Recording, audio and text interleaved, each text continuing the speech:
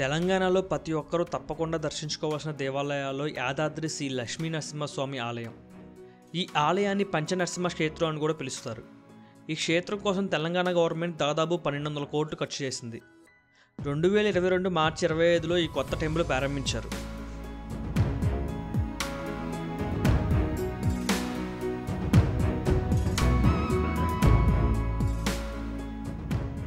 ఈ temple Hyderabad Jangaon highway నుండి సుమారుగా 8 కిలోమీటర్ల దూరంలో ఉంటుంది. ఎదురుగా కొండపైన కనిపించేది యాదాద్రి శ్రీ లక్ష్మీ నరసింహస్వామి టెంపుల్.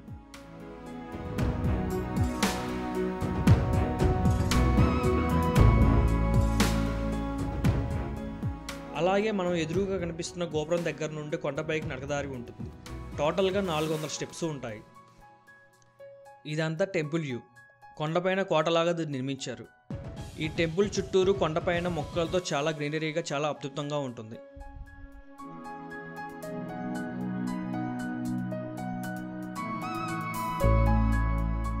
ఇది కొండపైన ఉన్న పార్కింగ్ ఏరియా.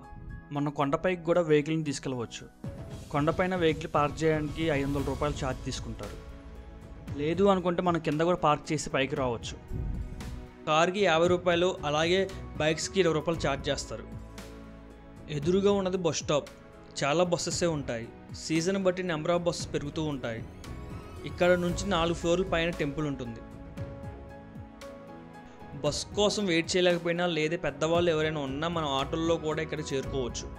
ఆటో వాళ్ళు 100 రూపాయలు ఛార్జ్ చేస్తారు. కొండపైకి రావడానికి బస్కి సపరేట్ రూటు, అలాగే ఆటో కూడా సపరేట్ రూటు ఉంటుంది.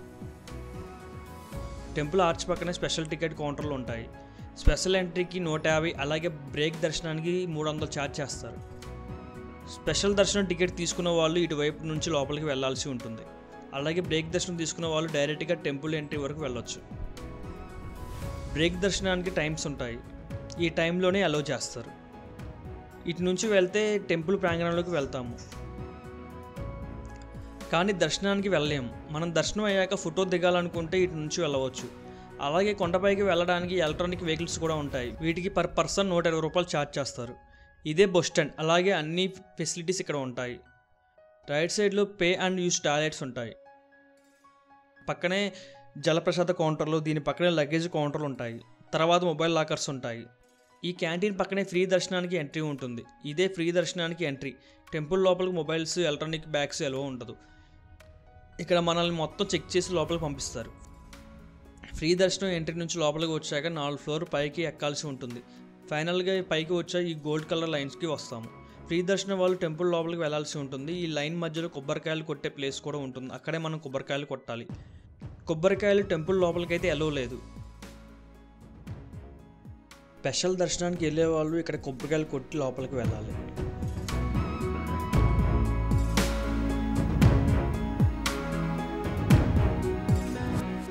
స్పెషల్ దర్శనం వాళ్ళకి ఇక్కడ నుంచి ఎంట్రీ ఉంటుంది.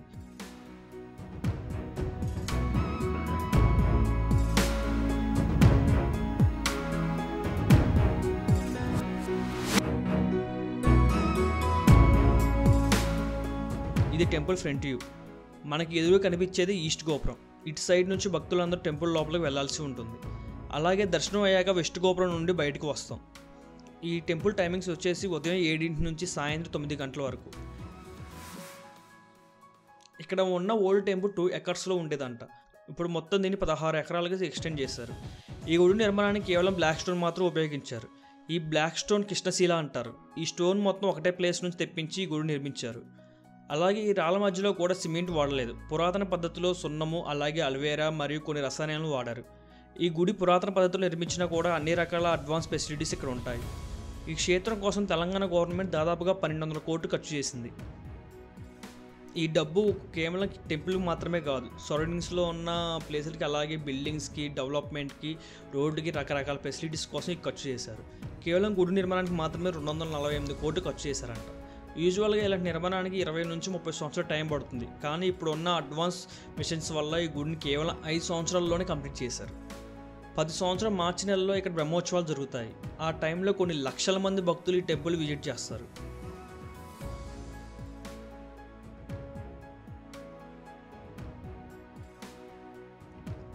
గోపురం పక్కనే మనం 2 ఏనుగులను చూడవచ్చు. అలాగే వాటి పక్కనే ద్వారపాలకులు. ఈ గుడి మొత్తం 600 విగ్రహాలు ఉంటాయంట. ఒక్కసారి టెంపుల్ విజువల్స్ని చూడండి. ప్రజెంట్ అయితే టెంపుల్ లోపలికి మొబైల్ సెలవు లేదు. ఈ విజువల్స్ అన్ని టెంపుల్ ఓపెన్ చేసిన కొత్తలో తీసినవి. మనం ఈస్ట్ గోపురం నుంచి ఎంటర్ అయ్యి స్టెప్స్ దిగి కిందకు వస్తే స్వామివారిని దర్శించుకోవచ్చు. మీరు గర్భాలయానికి వెళ్ళే రూట్లో చాలా అద్భుతమైన శిల్పాలను చూడవచ్చు. లోపల మొత్తం లైటింగ్తో చాలా అద్భుతంగా ఉంటుంది. అలాగే గర్భాలయం ఎంట్రన్స్ పైన నరసింహస్వామి అవతారాలకు సంబంధించిన కొన్ని సన్నివేశాలు చాలా అద్భుతంగా మలిచారు. వాటిని తప్పకుండా చూడండి.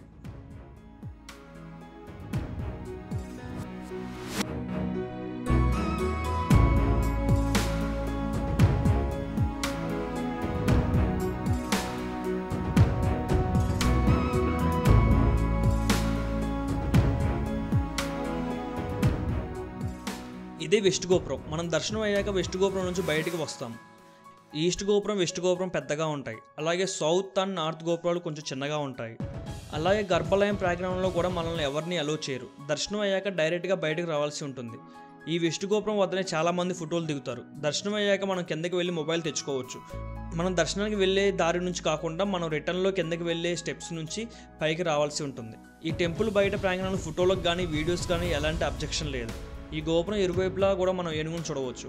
ఈ టెంపుల్ ప్రాంగణంలో ఒక్కొక్క రకమైన ఆర్కిటెక్చర్ని మనం గమనించవచ్చు.